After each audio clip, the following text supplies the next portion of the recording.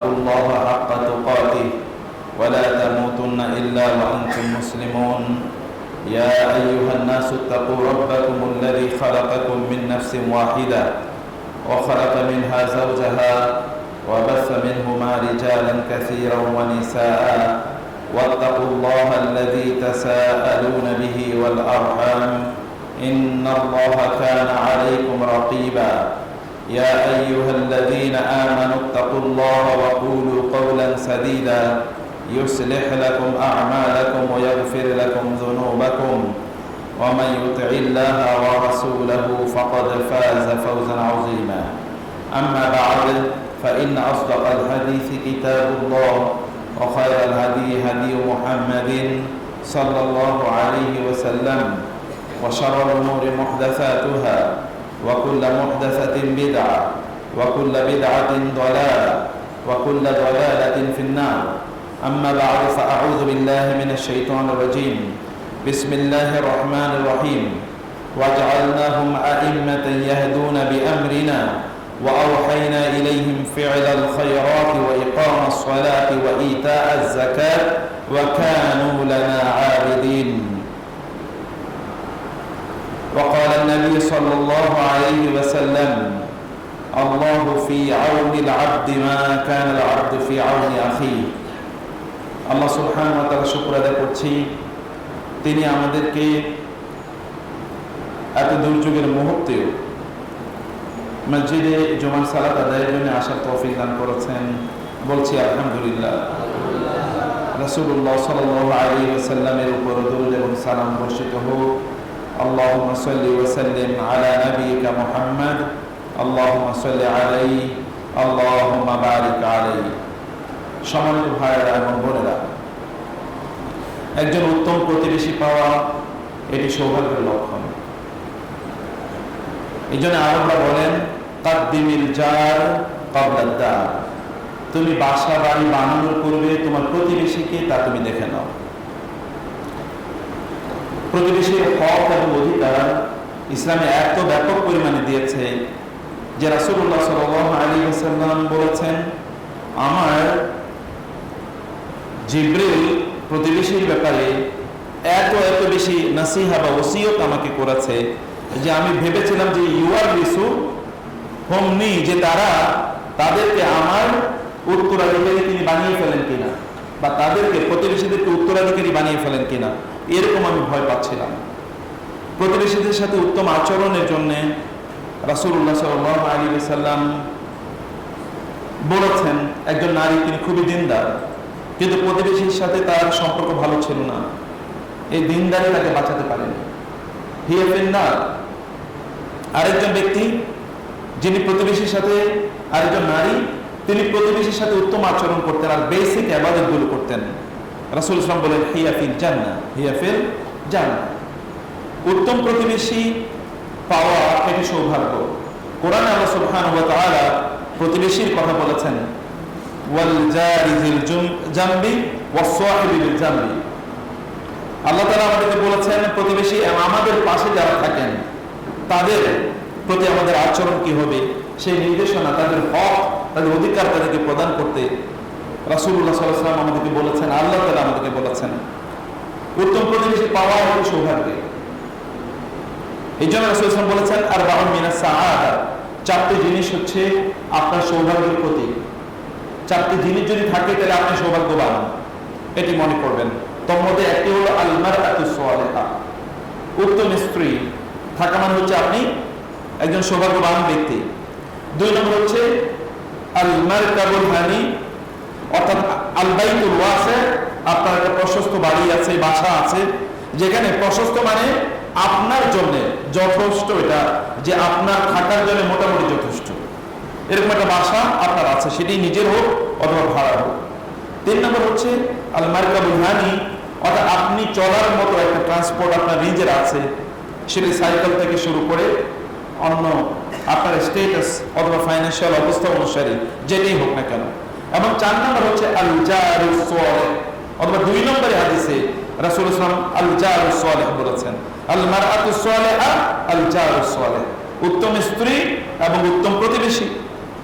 ব্যক্তি জাহান্নামে যাবে যদি প্রতিবেশীর স্ত্রীকে উত্ত্যক্ত করে বা বিরক্ত করে, কারণ প্রতিবেশীর অধিকার আছে, এমনকি প্রতিবেশী যদি না থাকে তাহলে তার অনুপস্থিতিতে তার বাসার খোঁজ খবর রাখা এবং সেখানে কোনো প্রয়োজন হলে প্রয়োজন মেটানো, এটা হচ্ছে প্রতিবেশীর দায়িত্ব।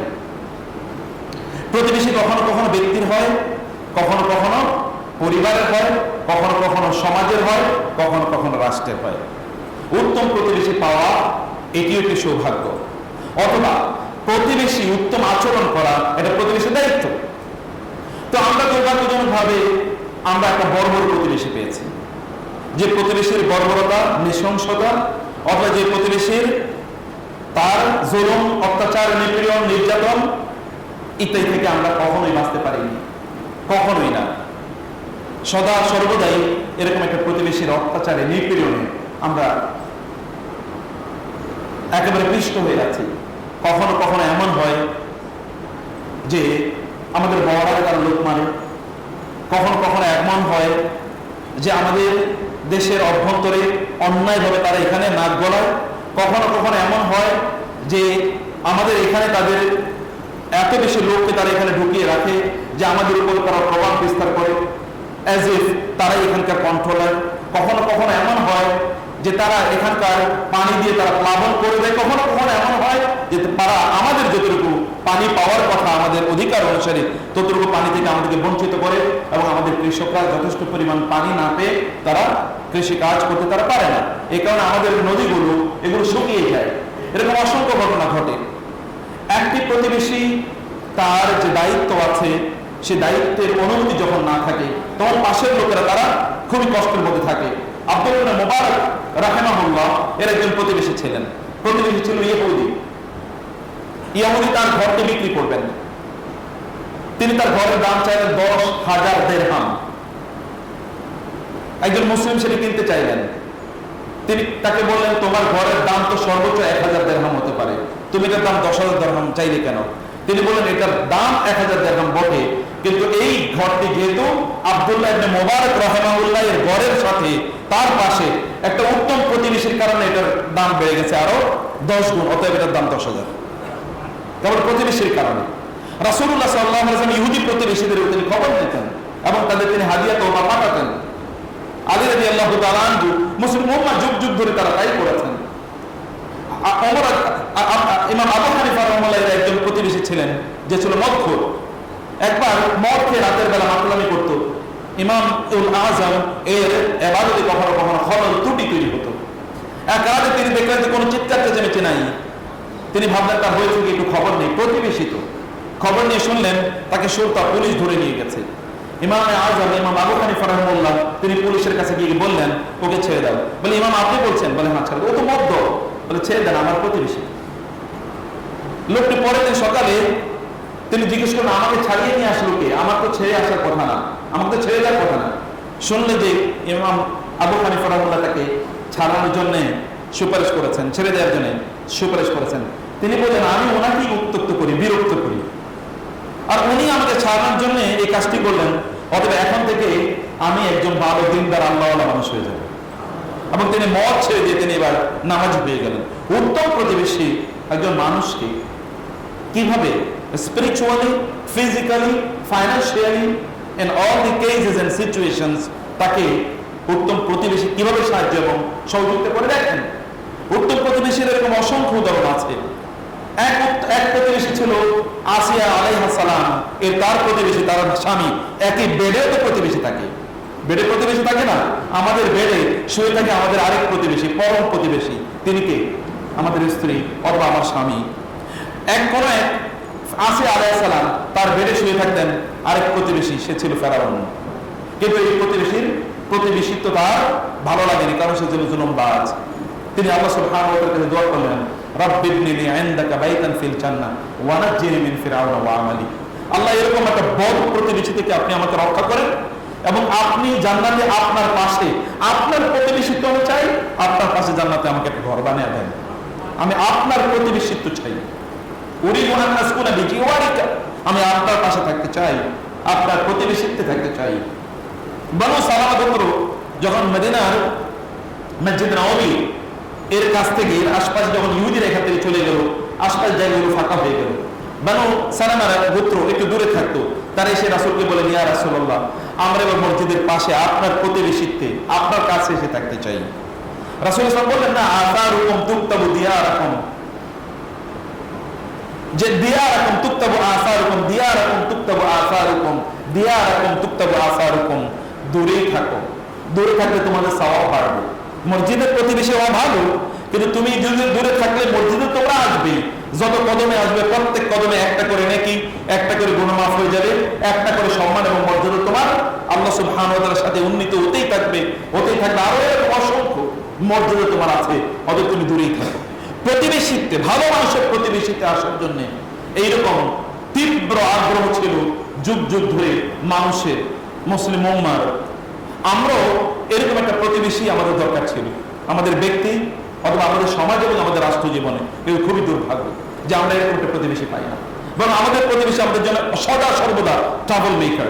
এবং দুর্ভাগ্যজনক ভাবে এই দেশের যত প্রতিবেশী আছে, সকল প্রতিবেশী তাদের অত্যাচার অতিষ্ঠ, কারোর সাথে তাদের কোনো সম্পর্ক নাই, সম্পর্ক ভালো নাই। এমনকি দূরবর্তী প্রতিবেশীও যারা আছে একটু দূরের, তাদেরকে তারা প্রতি মুহূর্তে অতিষ্ঠ করে রাখে। আমরা মহান আল্লাহ সুবহানাহু ওয়া তাআলার কাছে এইরকম একটি অত্যাচারী, জালেম এবং দুর্বৃত্ত প্রতিবেশীর কাছ থেকে আল্লাহ তাআলার কাছে আমরা আশ্রয় চাই। আল্লাহ আমাদেরকে এইরকম দুর্বৃত্তায়নের প্রতিবেশী থেকে আল্লাহ তাআলা আমাদেরকে মুক্তি প্রদান করুন। সম্মানিত ভাইরা এবং বোনেরা, সমগ্র বাংলাদেশে একটা ভয়াবহ অবস্থা বিরাজ করছে, এটা আপনারা জানেন। এই ভয়াবহ অবস্থা বিরাজ করার ক্ষেত্রে আমাদের করণীয় কি?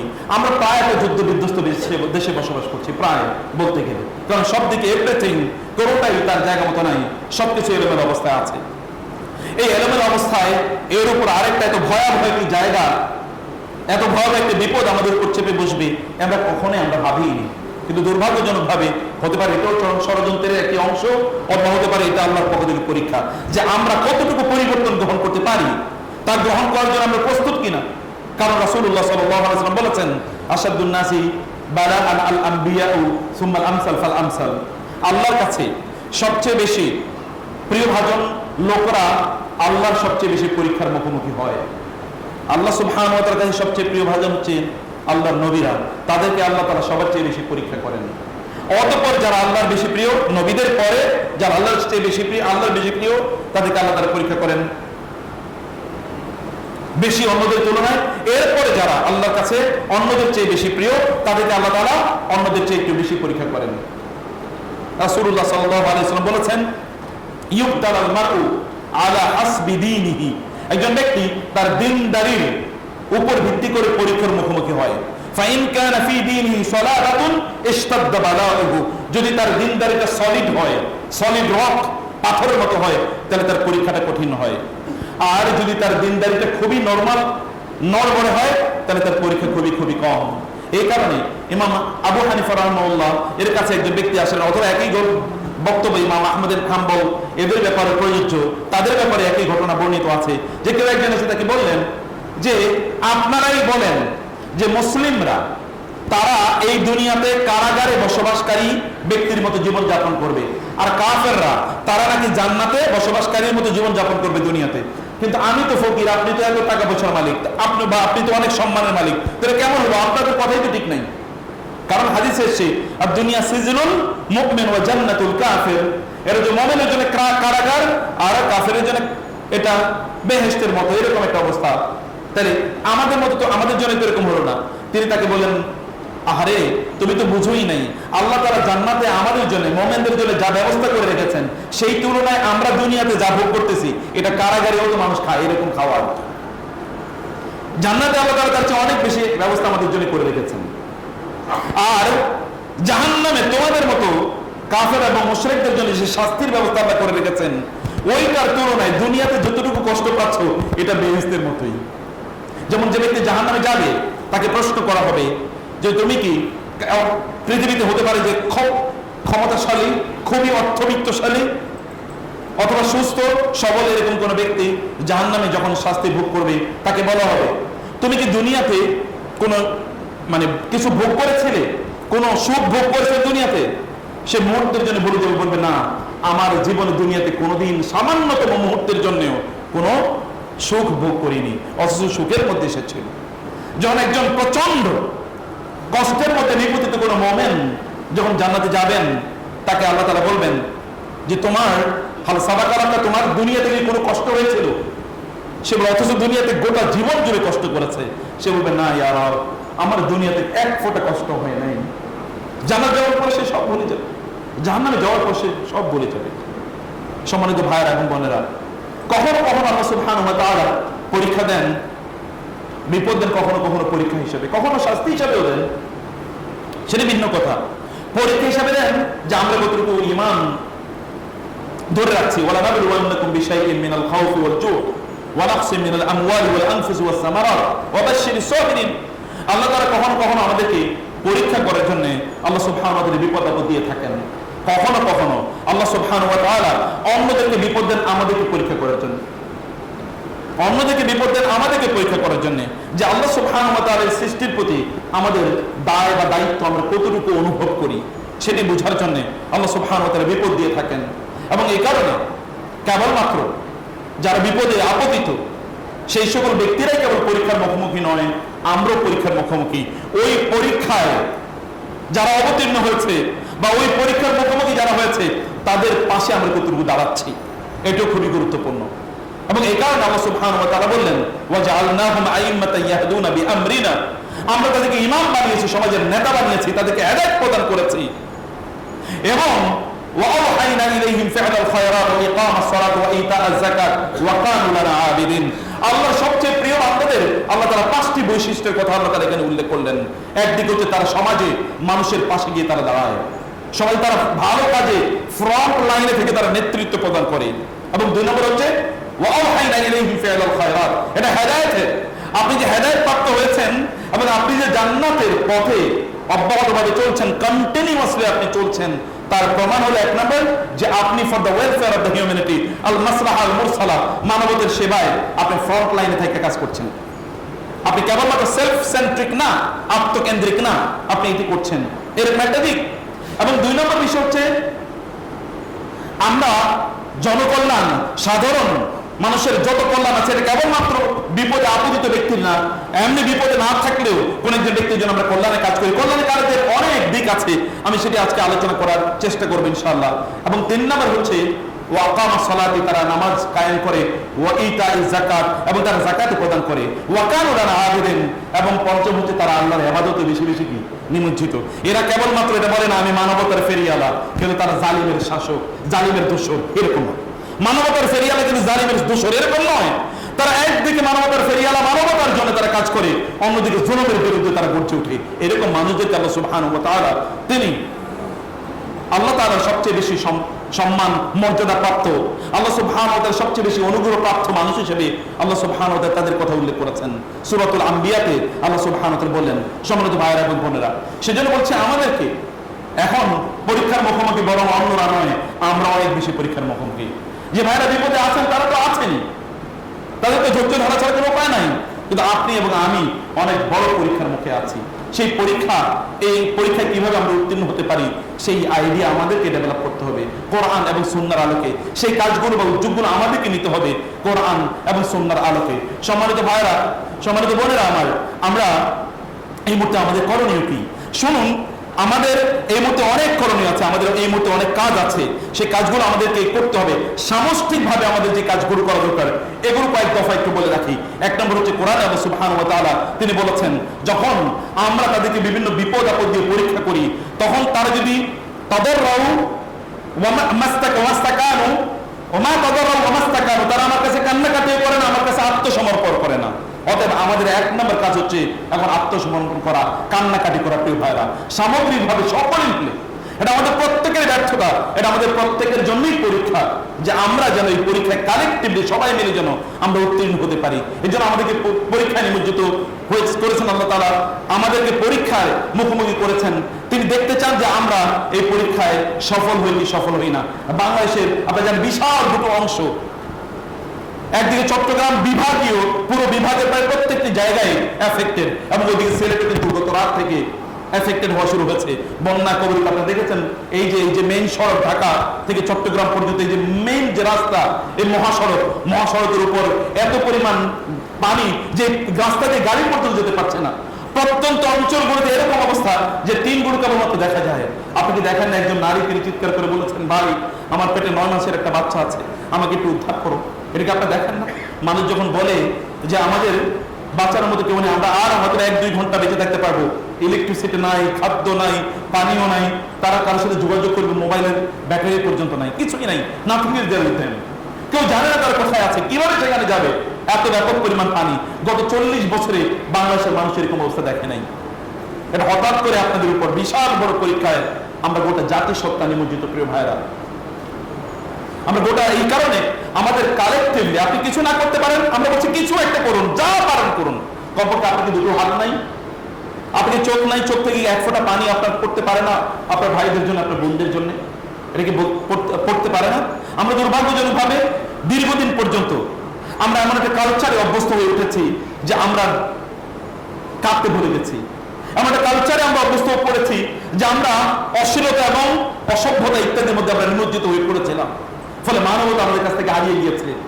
আমরা একবারে সমাজের একেবারে টপ লেভেল থেকে শুরু করে যারা সমাজের যারা হায়ার এসকেলেশনে যারা বসবাস করেছেন, যারা সমাজের পরিচালনার দায়িত্ব ছিলেন, তাদের মধ্যকার অপরাধের এত বিশাল পাহাড় ইত্যাদি দেখে দেখে আমাদের হৃদয়গুলো পাথর হয়ে গিয়েছে। আমাদের অন্তরে কোনো অনুশোচনা নাই, অথবা আমাদের অন্তরে কোনো ভাবাবেগ তৈরি হয় না, ভাবলেস তৈরি হয় না। আমরা কাঁদতে ভুলে গেছি, অথবা আমাদের অ্যাকশন রিয়াকশন কি হওয়া উচিত সেগুলো আমরা ভুলে গেছি, এটা আমরা বুঝিনি। আমাদের 1 নম্বর কাজ, প্রিয় ভাইরা বলছি, এই জন্য ভালো করে শুনুন। আপনি কমপক্ষে এতটুকু করুন, আপনি দান অথবা দোয়া দুটোর একটা করুন। আপনি চ্যারিটি অথবা প্রেয়ার দুটোর একটা তো আপনার আছে, আপনি দান করতে পারেন না, দোয়া করুন। আপনার 2 হাত তুলে আল্লাহর কাছে বলুন, আল্লাহ সুবহানাহু ওয়া তাআলা যেন এই বিপদ থেকে আমাদেরকে উদ্ধার করেন। ফাআফজাউ ইলা যিকরিহি ওয়া দুআইহি ওয়াস্তিগফার। রাসূল সাল্লাল্লাহু আলাইহি ওয়াসাল্লাম বলেছেন, ফাআফজি, যে তোমরা ফাফরাহু ইলা দুআইহি ওয়া যিকরিহি ওয়া ইস্তিগফারিহি, যে তোমরা আল্লাহর কাছে দোয়া করো, আল্লাহর কাছে প্রার্থনা করো, আল্লাহর স্মরণ করো, আল্লাহর কাছে তোমরা ক্ষমা চাও, আল্লাহর কাছে তোমরা আশ্রয় প্রার্থনা করো। এটা আল্লাহ সুবহানাহু ওয়া তাআলাকে তোমরা বলো। আপনি জানেন রাসূলুল্লাহ সাল্লাল্লাহু আলাইহি ওয়াসাল্লাম তিনি জুমায় এরকম খুতবা দিচ্ছিলেন। একজন সাহাবী এসে বলেন, ইয়া রাসূলুল্লাহ, বৃষ্টি হচ্ছে না, আমাদের সব কিছু ধ্বংস হয়ে যাচ্ছে ইয়া রাসূলুল্লাহ।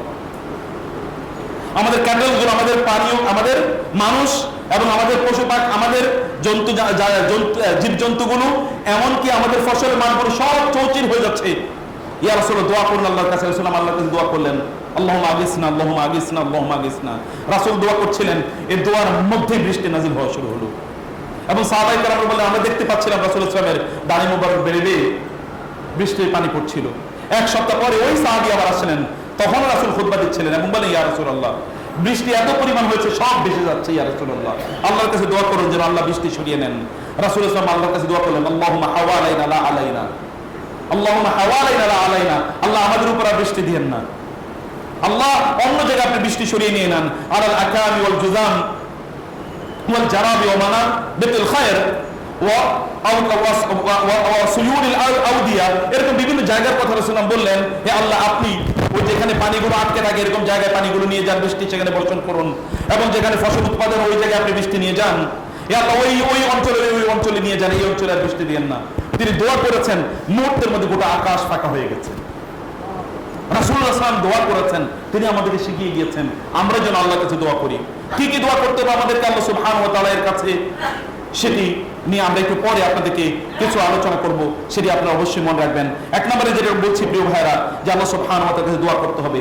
2 নম্বর হচ্ছে গুনাহগুলো ছেড়ে দিতে হবে। আপনি জানেন সেই বিখ্যাত হাদিসটি, রাসূলুল্লাহ সাল্লাল্লাহু আলাইহি ওয়াসাল্লাম বলেছেন, বিভিন্ন অপরাধের কারণে, গুনার কারণে আল্লাহ সুবহানাহু ওয়া তাআলা মানুষকে শাস্তি প্রদান করেন।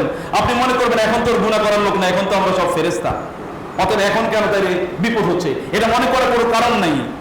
যারা অপরাধ করেছে তারা তো করেছেই, আমরাও ওই একই অপরাধের অপরাধী, আমরা তো একই অপরাধের অপরাধী। সে অপরাধের ধারাবাহিকতা এখনো শেষ হয়ে যায় নাই, অপরাধের ধারাবাহিকতা এখনো আছে। আপনি অপরাধ করেছেন অথবা করেন নাই, অথবা অন্য কেউ অপরাধ করেছে বা করেন নাই, কেউ না কেউ অপরাধ করেছে। মোস্ট অফ দ্য পিপল কোনো না কোনো ভাবে তারা অপরাধের মধ্যে নিমজ্জিত হয়ে আছে। আল্লাহ সুবহানাহু ওয়া তাআলা অপরাধের কারণে, গুনার কারণে আল্লাহ সুবহানাহু ওয়া তাআলা কখনো কখনো আমাদেরকে জাগিয়ে তোলেন যে তোমরা জাগো, তোমরা গুনার মধ্যে নিমজ্জিত হয়ে আছো। সে কারণে প্রিয় ভাইরা, কমপক্ষে সিদ্ধান্ত নিন যে আপনি একটা গুনাহ ছাড়বেন, আচ্ছা একবার চিন্তা করে দেখুন তো, যে ভাইয়েরা বিপদগ্রস্ত আছে এবং এর মধ্যে অনেকে মারাও গিয়েছে, ছোট শিশুগুলো তারা দেখছেন বেশি উঠছে। আমি গতকাল দেখছিলাম যে একটা শিশুকে কয়েকজন তুলে ধরছিল এবং কয়েকজন মাথায় নিয়ে তাকে এদিক সেদিক ঘোরাফেরা করছিল, দৌড়াচ্ছিল অথবা ঝাঁকাচ্ছিল যেন পানি তার পেট থেকে পড়ে। আমি জানি না সেই শিশুটি কি বেঁচে ছিল কিনা, আমি জানি না। আমি দেখলাম একজন বাবা তার 3-4টা বাচ্চাকে কোলে নিয়ে তিনি পার হচ্ছেন। আমি জানি না কিভাবে তিনি পার হয়েছেন। এরকম অসংখ্য ঘটনা, এগুলো তো কিছুই আসে না। মানুষ কিভাবে বলবে, সেখানে তাদের কোনো যোগাযোগের সুযোগ নাই। মানুষ সব বলতে পারছে না অথবা সব আপনার সাথে শেয়ার করতে পারছে না। যা আমরা জানছি হাজার ভাগের এক ভাগ অথবা তাই আমাদেরকে এরকম আতঙ্কিত করে তুলছে। তাইলে বাস্তবতাটা কি প্রিয় ভাইরা বোনেরা আমার? সেখানে আমি বলছি যে আমরা কমপক্ষে সিদ্ধান্ত নিন। আপনি ওই সিচুয়েশনে হলে কি করতেন? আপনি হয়তো বলতেন যে আল্লাহ আমাকে আরেকটা দিন বাঁচিয়ে রাখো, লাআল্লি আমালু সালিহান ফীমা তারাকতু কাল্লা ইন্নাহা কালিমাতুন হুয়া কাইলুহা ওয়া ইন ওয়ারাইহিম বারযাখুন ইলা ইয়াউমি ইউবআসুন।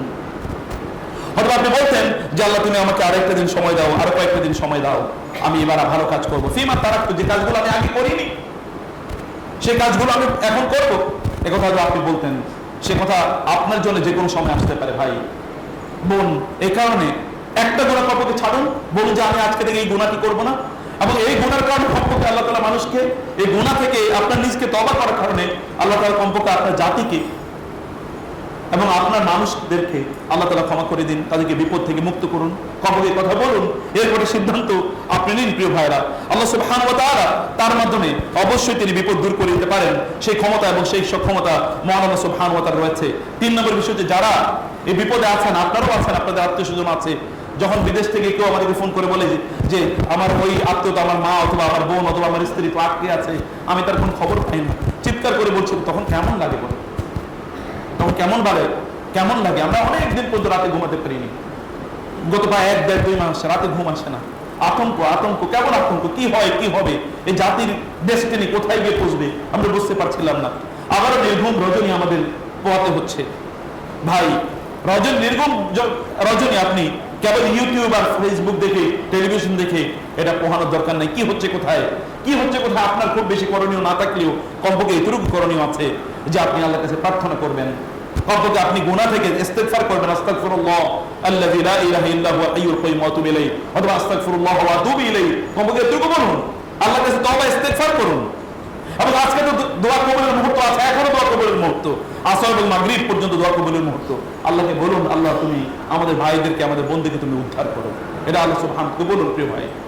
এটা আপনার অন্তরটা নরম হবে, এটা আপনি লাভবান হবেন। মনে রাখবেন, এটা একটা লেগাসি। যখন আপনি কারোর জন্য দোয়া করেন, একই দোয়া আপনার কাছে ফিরে আসে, আপনার জন্য ফিরে আসে। আপনি কারো বিপদ মুক্তির জন্য দোয়া করলে ফেরেশতা তো বলে আল্লাহ তার বিপদ দূর করে দাও। আপনি জানেন না কি বিপদ আপনার সামনে আছে, আপনি জানেন না, আপনি you don't know the future, the future is unknown to you. আপনি আল্লাহ তাআলার কাছে ইম্পেন্ডিং ডেঞ্জার, যে সকল ডেঞ্জার বিপদ সামনে আছে, এগুলো থেকে আল্লাহর কাছে আশ্রয় চান। এবং এটা আপনাকে বলতে হবে, ধৈর্য ধারণ করতে হবে আমাদেরকে, ব্যাপক পরিমাণ ধৈর্য, অধৈর্য হলে চলবে না।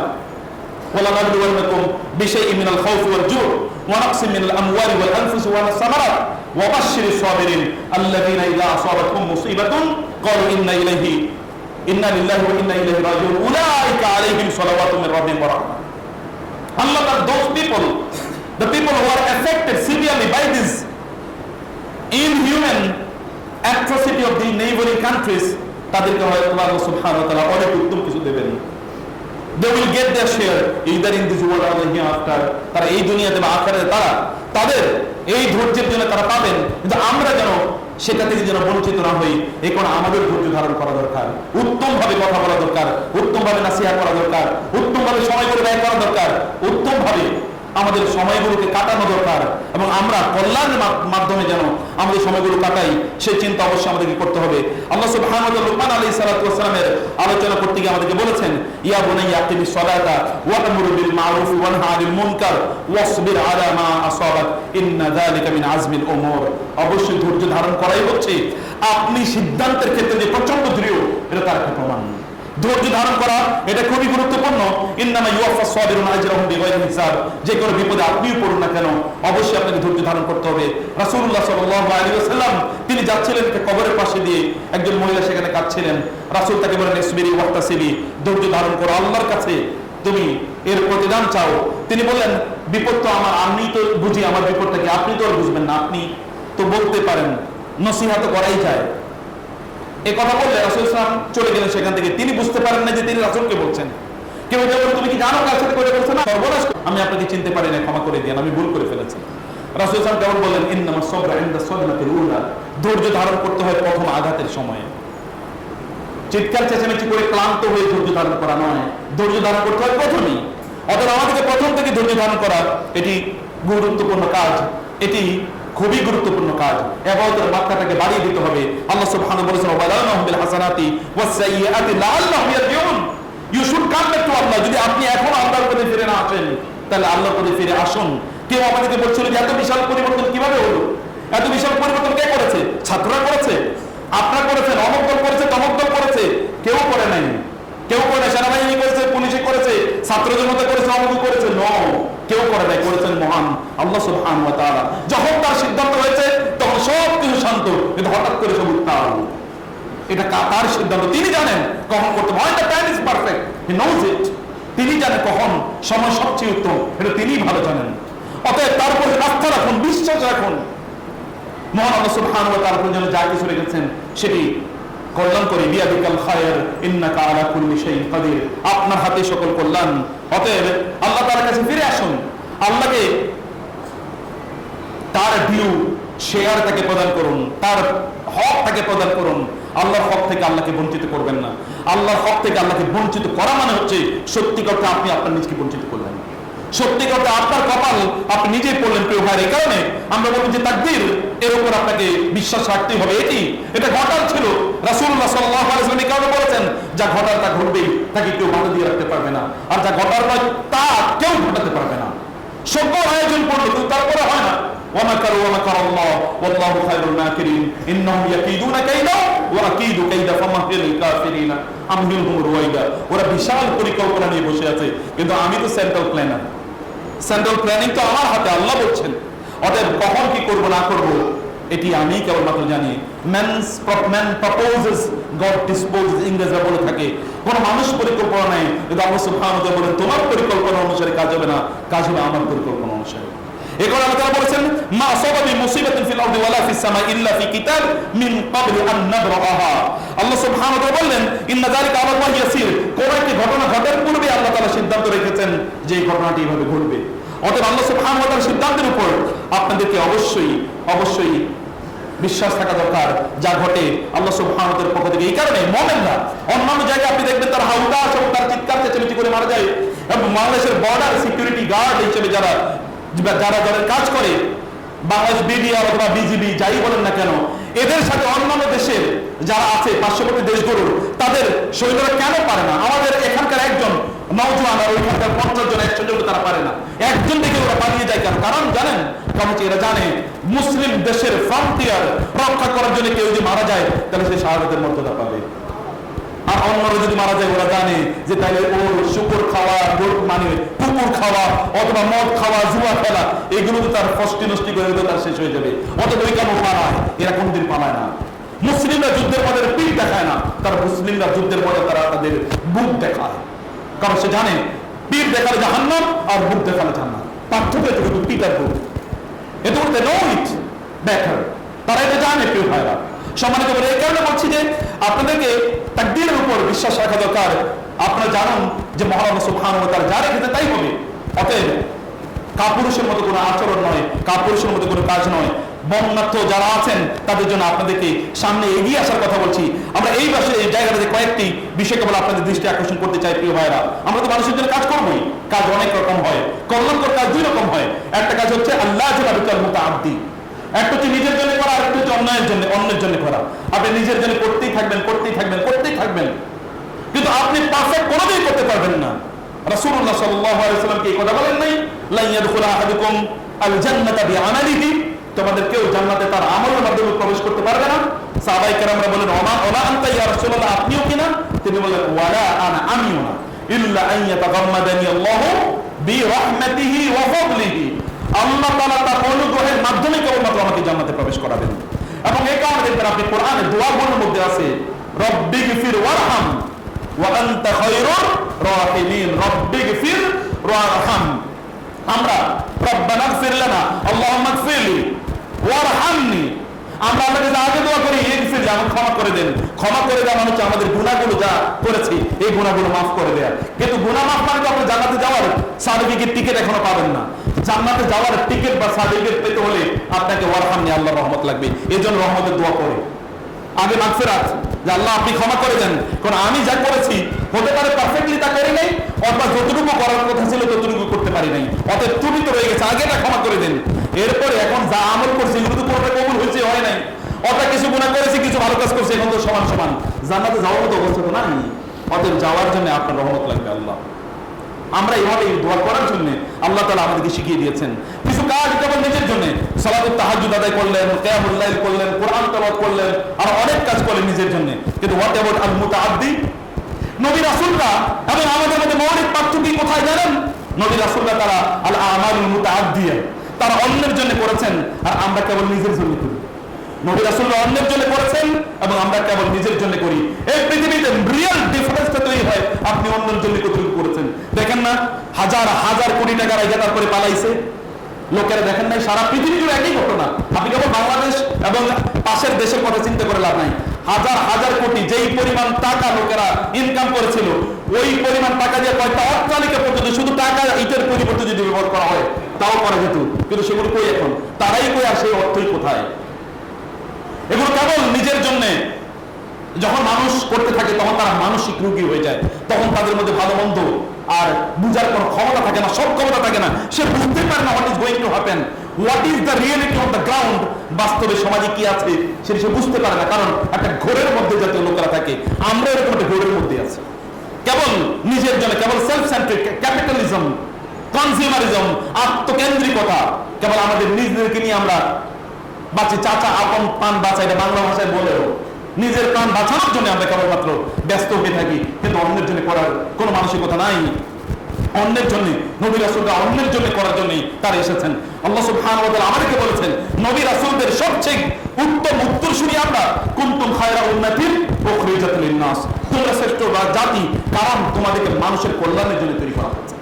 وكذلك جعلناكم أمة وسطا لتكونوا شهداء على الناس ويكون الرسول عليكم شهيدا, তোমাদেরকে শ্রেষ্ঠতম জাতি বানিয়েছি কারণ তোমরা মানুষের কল্যাণ কিভাবে করতে হয় এটার এক্সাম্পল তোমরা মানুষকে সেট করে দেখাবা। তোমরা মানুষকে দেখাবা যে মানুষের জন্য কল্যাণে, মানুষের কল্যাণ এইভাবে নিজকে নিয়ে যদি করতে হয়। আপনাদের রাসূল কি করেছেন সাল্লাল্লাহু আলাইহি ওয়াসাল্লাম? তার কতটুকু প্রপার্টি ছিল, তার সম্পদ কতটুকু ছিল, তো তার সম্মান রাসূলুল্লাহ সাল্লাল্লাহু আলাইহি ওয়াসাল্লাম কেবল রাসূল হওয়ার কারণে তার এত সম্মান এটাই না, তার মধ্যে চরিত্রগত এমন কিছু উপাদান ছিল যাকে অবশ্যই তাকে সম্মানের, তিনি যদি নবী না হতেন তাহলে তিনি মানবতার শ্রেষ্ঠতম মানুষ হতেন। নবী না হলে তিনি এই মানব জাতির শ্রেষ্ঠতম মানুষ তিনি হয়ে যেতেন। তার মধ্যে এমন কোয়ালিটি ছিল, তিনি নবী হওয়ার আগেও তো আরবের লোকেরা, ওই তৎকালীন জাহিলিয়াতের লোকেরা তাকে আল আমিন উপাধি দিয়েছিল, তাকে আস-সাদিক, তিনি কোনোদিন মিথ্যা বলেন নাই নবী হওয়ার আগেও, এবং আল আমিন পরম বিশ্বস্ত। তার বাইরে আরেকটি বুখারীর বিখ্যাত দ্বিতীয় হাদিস, যখন তিনি হেরা গুহা থেকে ফিরে আসলেন তার স্ত্রীর কাছে, তার স্ত্রী তাকে বললেন, তিনি তাকে স্ত্রীকে বললেন আমি কি পাগল হয়ে গেলাম নাকি আমাকে জিন আক্রান্ত করেছে? তিনি তাকে বললেন না, কাল্লা ওয়াল্লাহি লা ইউখজিকা আল্লাহু আবাদা, নো নেভার, কখনোই হতে পারে না, আল্লাহ তাআলা কোনোদিন আপনাকে অপমানিত করবেন না, কখনো না, কারণ ইন্নাকা লা তাসিলুর রাহিমা, আপনি আত্মীয়দের সাথে সম্পর্ক রাখেন, ওয়া তাহমিলুল কাল্লা, মানুষের বিপদ আপদ আপনার নিজের কাঁধে আপনি তুলে নেন, মানুষের বিপদ কিন্তু আপনি বিপদ আপনি সেই বিপদ কাঁধে তোলেন, ওয়া তাকসিবুল মাদুমা, যাদের টাকা পয়সা নাই তার জন্য আপনি নিজে ইনকাম করেন, যাদের অর্থবিত্ত নাই তাদের জন্য আপনি নিজে ইনকাম করেন, ওয়াতুঈনু আলা ওয়া তাকরিমু দাইফা, তুমি আপনি মেহমানদের মেহমানদারি করেন, ওয়াতুঈনু আলা নওয়াবিল হক, যখনই বিপদের প্রশ্ন আসে, যখনই মানুষের অধিকারের প্রশ্ন আসে তখন সেখানে আপনি সবার চেয়ে আগে এগিয়ে যান। অতএব আপনাকে আল্লাহ কোনোদিন অপমানিত করবে না। সবচেয়ে সোজা, সবচেয়ে সামাজিক কাজ মানবতার কল্যাণে এগিয়ে যাওয়ার। এক লোক রাসূল সাল্লাল্লাহু আলাইহি ওয়াসাল্লামের বিরুদ্ধে করেছে আজীবন, রাসূলের প্রতি ঈমান আনে নাই মক্কায়, রাসূলুল্লাহ সাল্লাল্লাহু আলাইহি ওয়াসাল্লামের কাছে এসে তিনি এসে বললেন, ইয়া মুহাম্মদ, কি আমি আবু জাহেলের কাছে অনেকগুলো টাকা পাই, অনেকদিন পর্যন্ত আমাকে ঘুরায়, এখনো টাকাটা দেয় না, আপনি কি আমার জন্য একটু সুপারিশ করবেন? তিনি তো শ্রেষ্ঠতম সুপারিশকারী, তিনি মানে আসো, তার হাত ধরে নিয়ে গেলেন, আবু জাহেলের ঘরে দিকে দরজা যায় টোকা দিলেন, কে? আমি মুহাম্মদ, আপনি এসেছেন কেন? কেন বলেন, এই লোকটা কিছু টাকা পায়, আপনার কাছে ওই টাকাটা দিয়ে দেন, আপনি দাঁড়ান দাঁড়ান, আপনার সাথেই আপনাকে সামনে রেখে আপনি থাকতে দিয়ে দিচ্ছি। অবস্থা তো তার কেউ না, বরং তার বিরোধিতাকারী গেছে তার পরম শত্রুর কাছে। ব্যক্তি তো কাকে বলে? রাসূল সাল্লাল্লাহু আলাইহি ওয়াসাল্লামের কাছে জিবরিল আসলেন, বলেন ইয়া রাসূলুল্লাহ, আল্লাহ তাআলা আমাকে পাঠিয়েছেন আপনার কাছে। জিবরিল আলাইহিস সালাম বলছেন আল্লাহ আমাকে পাঠিয়েছেন আপনার কাছে, আপনার মাধ্যমে আল্লাহর স্পেশাল একটা সালাম খাদিজার কাছে পৌঁছে দেওয়ার জন্য। আল্লাহ খাদিজাকে সালাম দিচ্ছেন ইয়া রাসূলুল্লাহ, আপনাকে বলছেন খাদিজার সালামটা পৌঁছে দেওয়ার জন্য, এবং আমার পক্ষ থেকে খাদিজাকে একটু সালাম পৌঁছে দিন। এবং আপনি বললেন আল্লাহ তাআলা জানিয়েছেন আমাকে খাদিজা রাদিয়াল্লাহু আনহাকে জানিয়ে দেওয়ার জন্য যে আল্লাহ জান্নাতে তার জন্য একটা প্রাসাদ নির্মাণ করেছেন, যে প্রাসাদটা পিন পতন নীরবতা সম্পন্ন হবে, সেখানে কোনো আওয়াজ থাকবে না। কারণ কি? কারণ যে খাদিজা তার সম্পদগুলো আপনার দিন প্রচারের জন্য এমন ভাবে ব্যয় করেছে, এখানে তার কোনোদিন কোনো হালুকাশ ছিল না, লম্বা করে কোনো নিঃশ্বাসও ফেলেন নাই। আমি এত ধনী, আমার এত টাকা পয়সা ছিল, এখন আমার বাসায় খাবার নাই, এখন আমার খাদ্য নাই, এগুলো তিনি বলেন নাই। সিয়াদে আবু তালেব যখন তিনি চলে যান, তার বাসায় খাবার নাই। ও তো আরবের সবচেয়ে ধনী নারী, টাকা পয়সা কই তার?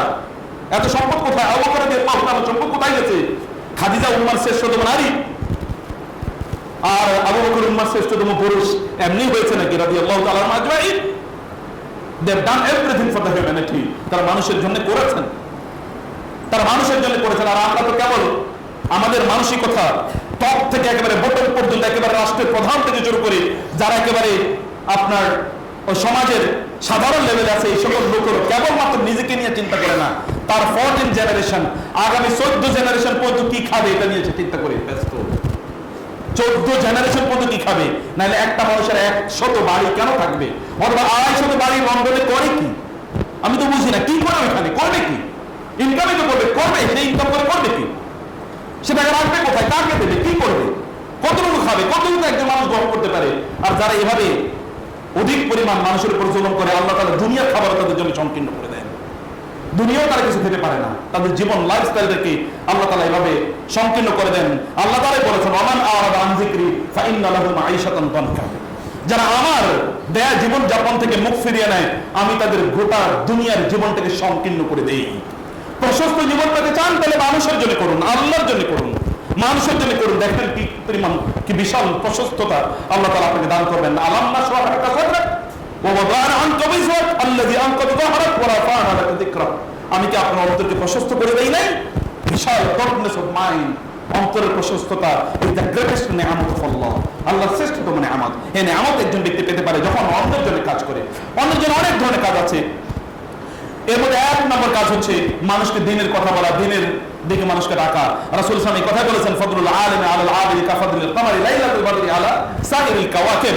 রাসূলুল্লাহ সাল্লাল্লাহু আলাইহি ওয়াসাল্লাম বলেছেন যে একজন আলেম, একজন জ্ঞানী ব্যক্তির তার মর্যাদা সাধারণ মানুষের উপর তেমন, যেমনি ভাবে পূর্ণিমার রাতে অন্যান্য তারকার উপর পূর্ণিমার চাঁদটি শ্রেষ্ঠত্ব অর্জন করে, শ্রেষ্ঠত্ব গ্রহণ করে চারিদিকে আলো বিকিরণ করে যায়।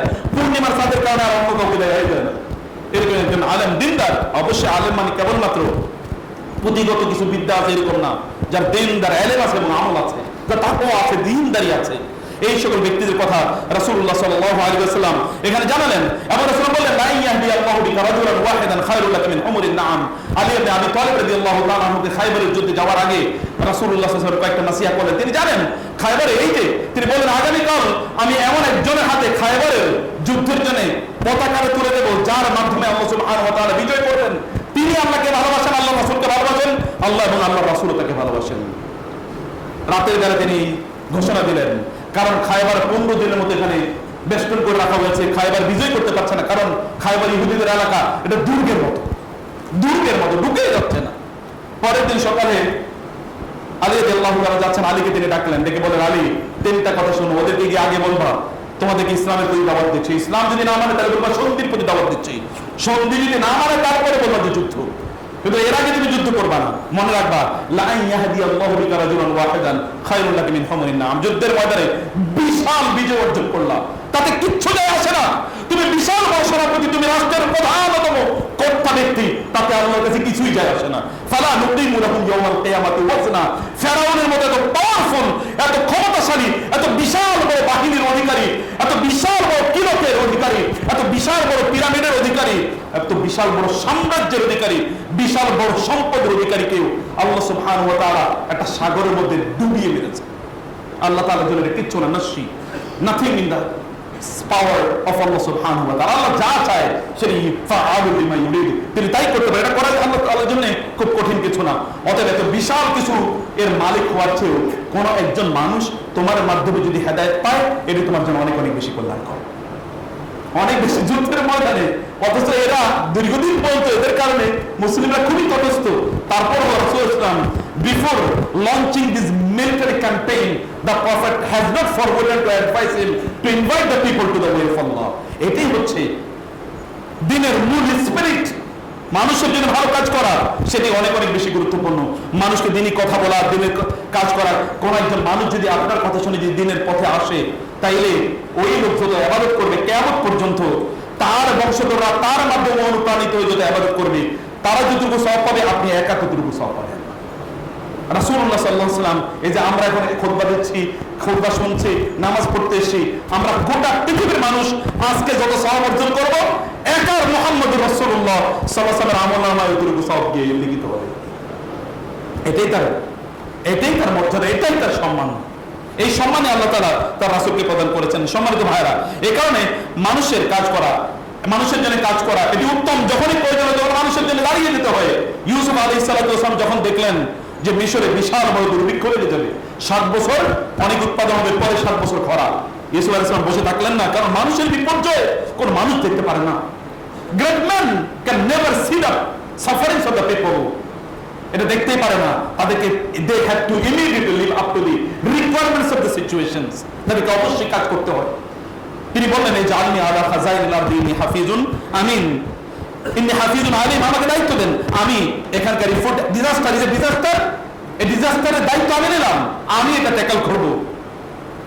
মুসা আলাইহিস সালাতু ওয়াস সালাম এর পরে তারই ইউসুফ আলাইহিস সালাতু ওয়াস সালামের পরবর্তী বংশধর মুসা আলাইহিস সালাতু ওয়াস সালাম যখন মাদিয়ানে গেলেন, সেখানে শুআয়ব আলাইহিস সালামের 2 কন্যা, তারা তাদের ক্যাটেলগুলোকে পানি পান, তাদের ভেড়াগুলোকে পানি পান করাতে পারছিলেন না। তিনি তাদেরকে বললেন, মা হাদবুকুমা, তোমাদের কি, বলো তো কি করতে চাও তোমরা? বলো যে আমরা আমাদের এই ক্যাটেলগুলোকে পানি পান করাতে চাই, কিন্তু এখানকার লোকেরা যতক্ষণ পর্যন্ত না যাবে, পুরুষরা হাত্তা ইউযদিরা রিয়া ওয়া আবুনা শাইখুন কাবীর, এই রিয়া মানে রাখালরা যতক্ষণ পর্যন্ত না যাবে, পুরুষরা, ততক্ষণ পর্যন্ত আমাদের এই ভেড়াগুলোকে আমরা পানি পান করাই না, আমরা সেই এতটুকু থাকি, ব্যাস, কথা শেষ। তিনি কিন্তু পুরুষ হিসেবে সেখানে দাঁড়িয়ে থাকেন। ইয়াং ম্যানরা কই? তিনিও তো যুবক, 2টা নারী, তিনি ওদের সাথে চ্যাটিং, ইমেইলিং, ফিমেইলিং, ফেসবুকিং অথবা মোবাইল আদান প্রদান কিছু করেন নাই। জিজ্ঞেস করে লাগবে কি, তাদের কাজটা করে দিয়ে তাদেরকে ছেড়ে দিলেন, যান আপনাদের কাজটা করে দিলাম। তিনি বললেন যে আমাকে, ঠিক আছে আমি করছি। তিনি তারপর সে দায়িত্বটি পালন করেছেন। যুগ যুগ ধরে দেখেন না এই কাজই করেছে। আবু বকর রাদিয়াল্লাহু আনহু যখন মক্কা থেকে বের হয়ে যাচ্ছিলেন জুলুম অত্যাচারের নিষ্ঠুর রোলারে, আর তিনি থাকতে পারছিলেন না, ইবনু দাহিনা এক বেদুইন সর্দার মুশরিক বলেন, আবু বকর আপনি কই যান? বলে আমি তো তোমার জাতি আমাকে থাকতে দিচ্ছিল না। তিনি বলেন, ইন্না মিসলাকা লা ইয়াখরুজু ওয়া লা ইখরাজ ফাইন্নাকা তাকসিবুল মা'দুমা ওয়া তাসিলুর রাহিমা ওয়া তাহমিলুল কাল্লা ওয়া তাকরিউদ দাইফা ওয়া তুঈনু আলা দাওয়া ইবিল হক। রাসূলের জন্য খাদিজা যে 5টি গুণের কথা বলেছেন রাদিয়াল্লাহু তাআলা আনহা, এই 5টি গুণের কথা ইবনু দাহিনা মুশরিক আবু বকর রাদিয়াল্লাহু তাআলার ব্যাপারে বললেন। আবু বকর রাদিয়াল্লাহু তাআলার ব্যাপারে যে আপনি তো এই কাজ করেন, মানুষের কল্যাণ করেন, আপনার মতো মানুষ যদি কোনো সমাজে না থাকে, ওই সমাজ কোনোদিন টিকে থাকতে পারে না। আমরা দুর্ভাগ্যজনক ভাবে একটা আত্মকেন্দ্রিক সমাজে তৈরি হয়েছি, কারণ আমাদেরকে যারা পরিচালনা করেছে তারা এইভাবে একটা আত্মকেন্দ্রিকতার দিকে চড়িয়ে দিয়েছে। এখন আপনাদেরকে আত্মকেন্দ্রিকতা থেকে বের হয়ে আসতে হবে, মানুষের জন্য কল্যাণের কাজ করার জন্য আপনাদেরকে বের হয়ে আসতে হবে। প্রিয় ভাইরা, ওমর রাদিয়াল্লাহু তাআলা আনহু তিনি তার খেলাফতের সময়ও তিনি ওই যে বৃদ্ধাদের ঘরে গিয়ে তিনি আবু বকর রাদিয়াল্লাহু তাআলা আনহু এক বৃদ্ধা নারীর প্রতিদিন ফজর নামাজের পর তিনি একটা ঘরে ঢুকতেন, এটা আপনি জানেন। তিনি প্রতিদিন ফজর নামাজের পর তিনি একটা ঘরে ঢুকতেন। ওমর চিন্তা করতেন প্রতিদিন আবু বকর যায় তো ফজরের পর, তিনি তার পাশাপাশি গেলেন, গিয়ে দেখলেন একটা কুড়ে ঘরে আবু বকর ঢুকেছেন। কুড়ে ঘরে ঢোকার পর সেখান থেকে কিছুক্ষণ পর বের হয়ে আসেন। আবু বকর বের হয়ে আসার পর ওমর ঘরে ঢুকলেন, ঢুকে দেখলেন এখানে একজন ফুলফুলি বুড়ি মহিলা। তাকে বললেন, আপনি কে? বলে আমি তো এরকম।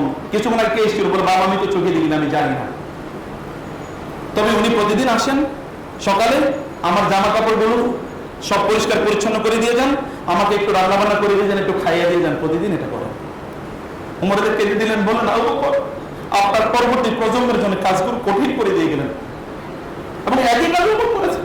আবু বকর যখন খলিফা হলে একজন নারী, একটা ইয়াং মেয়ে কান্না করে বলছিলেন, আবু বকর তো আমাদের বাপ নাই, আমাদের বড় ভাই নাই, তিনি আমাদের বকরিগুলো দুধ দহন করে দিয়ে যেতেন, এখন তো তিনি খলিফা, তিনি কি আর এখনই কাজ করবেন? কোনো কারণ আবু বকরের কানে কথা আসলো, আবু বকর বলেন, আবু বকর কসম, আমি আগে যা করেছি এখনো তাই করব।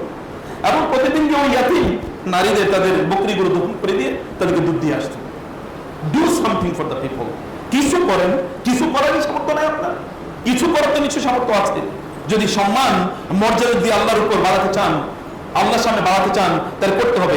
আলী ইবনে হুসাইন ইবনে আলী, আলী রাদিয়াল্লাহু নাতি, তার নাম ছিল হুসাইন আলী, হুসাইন রাদিয়াল্লাহু ছেলে, তাকে বিশ্ববাসী তাকে জায়নুল আবেদিন হিসেবে জানে। তিনি যেবার মারা যান, হঠাৎ করে অনেক লোকের এসে বলল যে আমাদেরকে কে যেন রাতের অন্ধকারে খাবার দিয়ে যেত, কিন্তু আজকে আমাদেরকে কেউ খাবার দেন, আমরা উপোস আছি।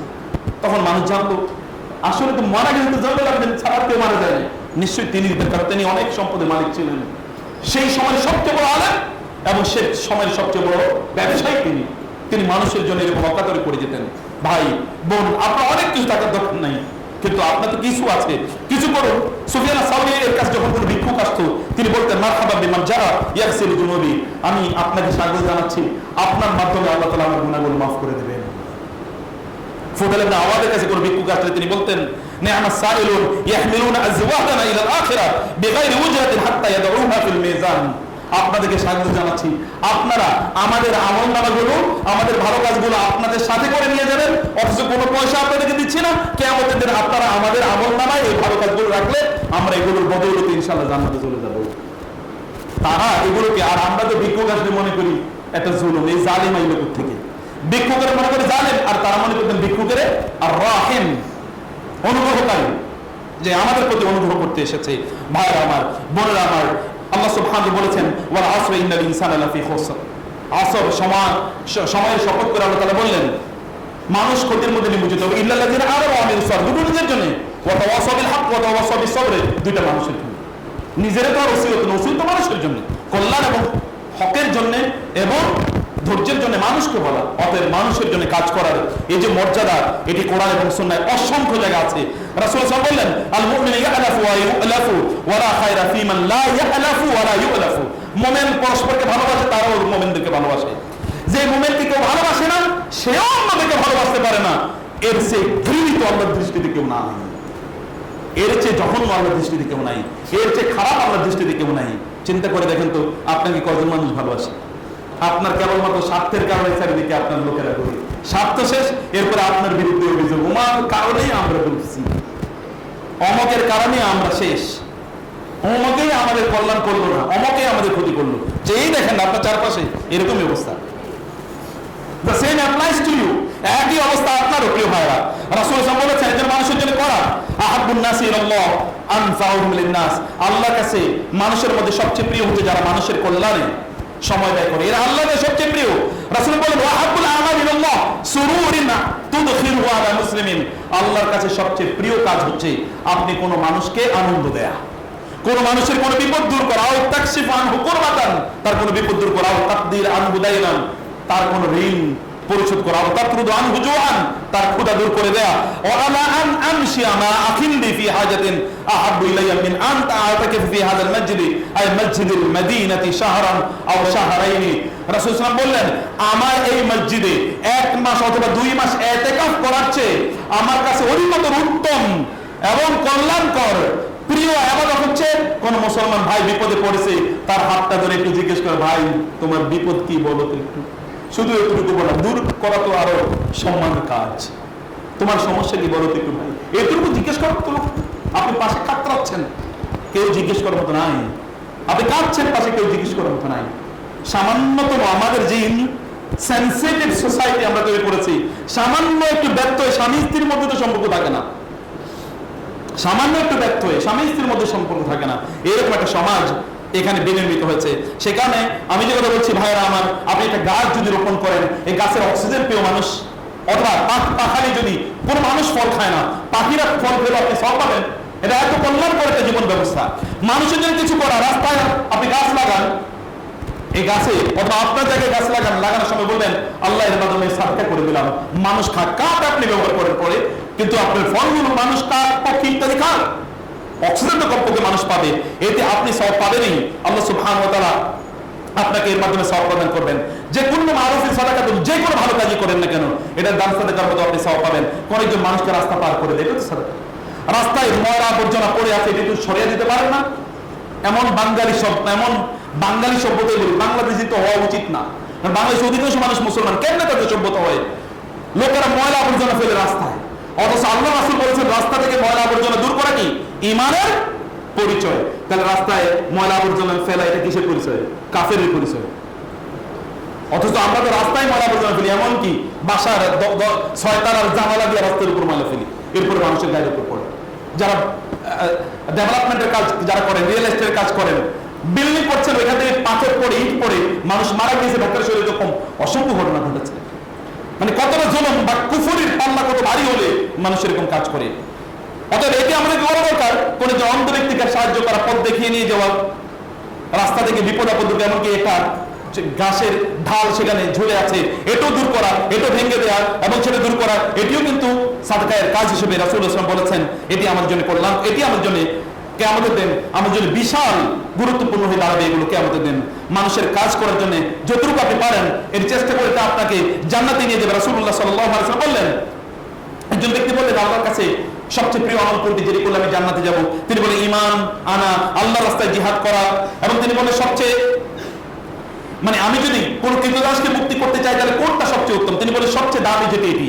এরপর বলতে বলতে বলতে বলতে রাসূলুল্লাহ সাল্লাল্লাহু আলাইহি ওয়াসাল্লাম তাকে বললেন, তুমি মানুষের সামান্যতম কোন কল্যাণ কাজ করলে, অথবা যদি কল্যাণের কোনো কাজ না করতে পারো, তাহলে মানুষের কল্যাণ করা থেকে, ক্ষতি করা থেকে নিজেকে দূরে রাখা, এটাও এক ধরনের কল্যাণকর কাজ। মানুষের ক্ষতি করবেন না, আমি কারো কল্যাণ করতে পারছি না বটে, কিন্তু কারো ক্ষতিও আমি করছি না, কমপক্ষে এতটুকু করুন, এর মাধ্যমে আপনি জান্নাতে যেতে পারবেন। রাসূলুল্লাহ সাল্লাল্লাহু আলাইহি ওয়াসাল্লাম আপনাকে গ্যারান্টি প্রদান করেছেন। প্রিয় ভাইরা, এইজন্য রাসূলুল্লাহ সাল্লাল্লাহু আলাইহি ওয়াসাল্লাম বলেছেন যে তোমাদের মধ্যে মান ইসতাতা মিনকুম ইয়ানফা আখাহু ফালইয়াফআল, কেউ যদি তার ভাইকে যদি সাহায্য করার ক্ষমতা থাকে তাহলে সে যেন সাহায্য করে। কয়েকটা এবার ভালো কাজের কথা লিস্ট ডাউন করে কি আপনার দাওয়াত দেবেন, আপনার পরিবারের সদস্যকে দাওয়াত দেন। ফার্স্ট, ওমান আহসানু কাওলান মিম্মান দাআ ইলাল্লাহ, মানুষকে দাওয়াত দেন, আত্মীয়স্বজনকে দাওয়াত দেন, বন্ধু বান্ধবকে দাওয়াত দেন, পাড়া প্রতিবেশীদেরকে দাওয়াত দেন। এর চেয়ে উত্তম কোনো কাজ একেবারেই হতে পারে না। মানুষকে দেন শেখানো, দ্বীনি জ্ঞান মানুষের মাঝে বিতরণ করা। রাসূলুল্লাহ সাল্লাল্লাহু আলাইহি ওয়াসাল্লাম নবী রাসূলদের সাথে, নবী রাসূলদের কাজের সাথে এটাকে তুলনা দিয়েছেন। এবং আপনারা জানেন ভালো দ্বীনি জ্ঞান যারা বিতরণ করে তাদের জন্য এমনকি ফেরেশতারা, এমনকি আসমানে যারা বসবাস করে ফেরেশতারা, জমিনে যে সকল কীট পতঙ্গ বসবাস করে তারাও পর্যন্ত এদের জন্য আল্লাহ সুবহানাহু ওয়া তাআলার কাছে দোয়া করতে থাকে। আল্লাহর রাস্তায় যুদ্ধ করা এবং আল্লাহর পথে পাহারাদার হিসেবে কাজ করা, এগুলো সবই উত্তম কাজ, এগুলো সবই মর্যাদাকর কাজ, এগুলো সবই কল্যাণকর কাজ। মসজিদ নির্মাণ করা কল্যাণকর কাজ, মানুষকে নাসিহা করা, মানুষের যদি কোনো ক্ষতি দেখা যায়, অকল্যাণ দেখা যায়, তাকে নাসিহা করা, কোথাও সংঘর্ষ লাগিয়ে না দেওয়া, মারামারি লাগিয়ে না দেওয়া, এটাকে যতটুকু সম্ভব এটাকে মিনিমাইজ করা। আল ইসলাহু বাইনান নাস, এটা রাসূলুল্লাহ সাল্লাল্লাহু আলাইহি ওয়াসাল্লাম এটাকে আপনার একেবারে রাত ভর ইবাদত করা, দিন ভর রোজা রাখার চেয়েও অনেক বেশি উত্তম বলে রাসূলুল্লাহ সাল্লাল্লাহু আলাইহি ওয়াসাল্লাম উল্লেখ করেছেন। এবং মানুষের জন্য উত্তম কোন যদি কারো সুপারিশ থাকে, ভালো কাজে সুপারিশ করা, খারাপ কাজে সুপারিশ নয়। রাসূলুল্লাহ সাল্লাল্লাহু আলাইহি ওয়াসাল্লাম তিনি ভালো কাজে সুপারিশ করেছেন। কোন একজন ব্যক্তি রাসূলের কাছে কিছু চাইতে আসলেন, রাসূল চুপ করে থাকলেন। একজন বলেন, ইয়া রাসূলুল্লাহ আপনি একটু কাজটা করে দেন না। রাসূল বলেন, আমি তো এই জন্য অপেক্ষা করছিলাম। বলি কেন? বলে তুমি একটু সুপারিশ করবা, তুমি যদি ভালো কাজে সুপারিশ করো তাহলে তুমি সওয়াব পাবে, এই সওয়াবটা দেওয়ার জন্য আমি অপেক্ষা করতেছিলাম। What a man he is, what a man he was, কি অসাধারণ মানুষ ছিলেন। ভালো কাজে সাহায্য সহযোগিতা করা, অথবা ভালো কাজে মানুষকে পরামর্শ প্রদান করা এবং মানুষকে সুপারিশ করা, এগুলো কল্যাণকর কাজ। এবং সর্বশেষ যে বিষয়টি আমরা বলতে চাই প্রিয় ভাইরা, তো হচ্ছে লোকেরা যখন বিপদে পড়বে তখন তাদের সাহায্যে এগিয়ে যাওয়া। আপনি মানুষ যখন বিপদে পড়বে তখন তাদের সাহায্যে এগিয়ে যান, যা আছে আপনার যতটুকু সামর্থ্য আছে ততটুকু সামর্থ্যে এগিয়ে যান। আপনি বুদ্ধি দিয়ে করতে পারেন, আপনি কলম দিয়ে করতে পারেন, আপনি মুখ দিয়ে করতে পারেন, আপনি অর্থ দিয়ে করতে পারেন, আপনি শক্তি দিয়ে করতে পারেন, আপনি মানুষকে আহ্বান করে করতে পারেন। আমরাও আপনাদেরকে এরকম একটা জায়গায় আহ্বান করছি। ভয়াবহ একটা বিপর্যয় যাচ্ছে প্রিয় ভাইরা, এখনই করতে হবে যা করার। এরপরে আরো বড় কাজ রয়ে গেছে। এখন ত্রাণ নিয়ে অনেকে যাচ্ছে, কিন্তু ত্রাণের পর রিহেবিলিটেশন, এই সকল লোকদের সব তো শেষ হয়ে যাচ্ছে, কিছুই তো নাই, সবই তো শেষ হয়ে যাচ্ছে। তাদের ঘর বাড়ি ধ্বংস হয়ে যাচ্ছে, তাদের যা কিছু উপকরণ ছিল, ব্যবসা বাণিজ্য অথবা তাদের কাজকর্ম, এগুলো সবই তো ধ্বংস হয়ে যাচ্ছে। অতএব এরপরে আরো অনেক বেশি লাগবে।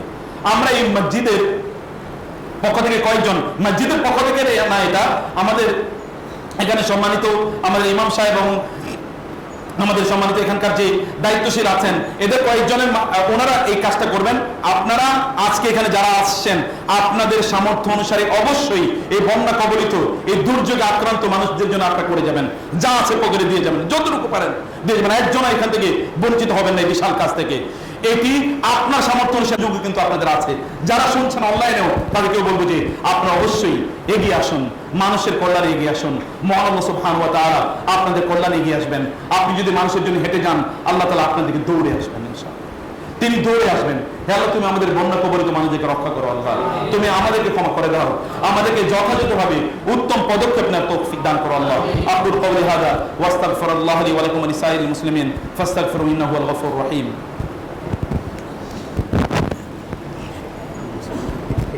এখন দাঁড় করা না হলে এরা সব হয়ে যাবে এবং তারা কালেক্ট করে এখানে রেখে চলে যাবে। বিসমিল্লাহ ওয়া সালাতু ওয়া সালামু আলা রাসূলিল্লাহ ওয়া আলা আলিহি ওয়া আসহাবিহি ওয়া মাওয়ালা, আম্মা বা'দ। সম্মানিত ভাইরা, এখানে আপনারা কয়েকজন একটু দাঁড়ান তো, যারা এই দায়িত্বটা পালন করবেন ইনশাআল্লাহ। এই এলাকায় কয়েকজন আপনারা দাঁড়ান, এলাকায় যারা আছেন আমাদের মসজিদের পক্ষ থেকে এক দুজন দাঁড়াবে, এবং এলাকায় কারা দায়িত্বশীলরা আছেন এক দুজন একটু দাঁড়ান, দেখি কারা এই ফান্ডটা কালেকশন করবেন এবং পরবর্তীতে ফান্ডটা ম্যানেজমেন্টের মাধ্যমে আপনারা কাজ করবেন। একজন ভাই একটু নাম লিখে নিন তো কাইন্ডলি, উনি। আচ্ছা, এইদিকে দুইজন, দ্বিতীয় জন, এই দিক থেকে একজন, তিনজন, চারজন, এখান থেকে একজন বলেন, এই দিক থেকে আচ্ছা পাঁচজন, আপনার পাঁচজন, ছয়জন। ইনশাআল্লাহ আপনার সালাতের পর আমার সাথে এখানে দেখা করবেন, আমরা পরবর্তীতে আলোচনা করবো ইয়ে করার জন্য। আর এখনো আপনারা কাইন্ডলি একটু ভিতরে আপনারা যান, ভিতরে একটু ঢুকুন। আজকের ফান্ডটা এই বন্যা কবলিত মানুষদের জন্য হবে ইনশাআল্লাহ। আজকে মসজিদের জন্য আর করার প্রয়োজন নেই, কিন্তু আজকে করবো আমরা বন্যা কবলিত মানুষের জন্য ইনশাআল্লাহ। রাজি আছেন তো ইনশাআল্লাহ? অবশ্যই করবেন ইনশাআল্লাহ, সামর্থ্য অনুসারে করে যান ইনশাআল্লাহ। আমিও করে যাবো ইনশাআল্লাহ আপনাদের সাথে। আল্লাহ সুবহানাহু ওয়া তাআলা, আমরা নিজেরাই একটা বড় ফান্ড ম্যানেজ করছি ইনশাআল্লাহ। সব মিলে আমরা যেন বড় একটা কাজ পরবর্তীতে করতে পারি আমাদের সামর্থ্য অনুসারে, সেটি আল্লাহ তাআলা যেন আমাদের জন্য কবুল করে নেন। হে আল্লাহ, তুমি আমাদেরকে একটা উত্তম প্রতিবেশী দাও আল্লাহ, একটা উত্তম প্রতিবেশী দাও, একটা প্রতিবেশী দেশ দাও আল্লাহ। অথবা যারা আছে তাদের মধ্যে তুমি মনুষ্যত্ব বোধ তৈরি করে দাও আল্লাহ, এবং তাদের জুলুম, নির্যাতন, নিপীড়ন থেকে তুমি আমাদেরকে রক্ষা করো আল্লাহ। আল্লাহ, যারা অলরেডি বিপদে আপতিত রয়েছেন আল্লাহ, তুমি তাদেরকে রক্ষা করো আল্লাহ। এই পানিটা তুমি দ্রুত দূর করে দাও আল্লাহ। আমাদের মানুষগুলো অসহায় অবস্থায় আছে আল্লাহ, তুমি ছাড়া তাদের কেউ নাই আল্লাহ, তুমি ছাড়া আমাদের কেউ নাই আল্লাহ। তুমি আমাদের মানুষদেরকে রক্ষা করো আল্লাহ। আল্লাহ, তোমার পক্ষে গায়েবী মদদ তুমি পাঠিয়ে দাও আল্লাহ। আল্লাহ, তুমি আমাদেরকে এমন শক্তিশালী করে দাও যেন আমরা এই দায়িত্বটা নিতে পারি আল্লাহ। আল্লাহ, আমরা যত দায়িত্ব পালন করতে পারি সেই তৌফিক দান করো আল্লাহ। আল্লাহ, আমাদের মানুষের মনোবল বাড়িয়ে দাও, পানিটা তুমি দ্রুত দূর করে দাও আল্লাহ। মানুষের সকল রোগ বিরোধ থেকে তুমি রক্ষা করো আল্লাহ। আল্লাহ, তুমি আমাদের সবাইকে রক্ষা করো। আল্লাহুম্মা হাওয়ালাইনা লা আলাইনা, আল্লাহুম্মা হাওয়ালাইনা লা আলাইনা, আল্লাহুম্মা হাওয়ালাইনা লা আলাইনা। আল্লাহ, আপনি আমাদের থেকে এটা দূর করে দেন আল্লাহ, অন্য জায়গায় নিয়ে যান আল্লাহ, সাগরের দিকে এটা পুরোটা নিয়ে যান আল্লাহ, দ্রুত পানি অপসারণ করে দেন আল্লাহ।